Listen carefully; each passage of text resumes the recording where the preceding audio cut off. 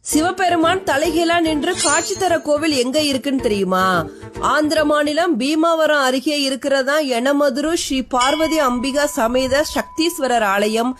இங்கதான் உலகத்திலே எங்கேயுமே காண முடியாத வகையில சிவபெருமான் தலைகீழா சிரசாசனத்துல நின்று காட்சி தராரு. சம்பாசுரன் அப்படிங்கிற அரக்கனுக்கும் யமதர்ம ராஜாவுக்கும் இடையே பல வருஷமா போர் நடந்துகிட்டே இருந்துச்சு. இதனால யமதர்ம ராஜாவோட சக்தி குறைந்துகிட்டே இருந்தது.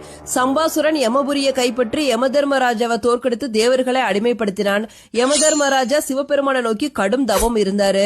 சிவபெருமான் ஆழ்ந்த தியானத்துல சிரசாசனத்துல இருந்தாரு. சிவபெருமானோட தியானத்தை கலைக்க முடியாமல் நின்றாரு யமதர்மராஜா. இதை புரிந்து கொண்ட பார்வதி தேவி அசுரர்களை அழிக்கிற சக்தியை யமதர்மராஜாவுக்கு கொடுக்கறாங்க. யமதர்மராஜாவும் சம்பாசுரனை வதம் செய்யறாரு. அதனால இந்த கிராமத்துக்கு யமபுரி அப்படிங்கிற பேர் வந்துச்சு. யமதர்மராஜாவோட வேண்டுகோளுக்கு இணங்க சிவபெருமான் சிரசாசனத்துல பார்வதி தேவி முருகப்பெருமானோட இந்த இடத்துல வந்து எழுந்தருளினார்.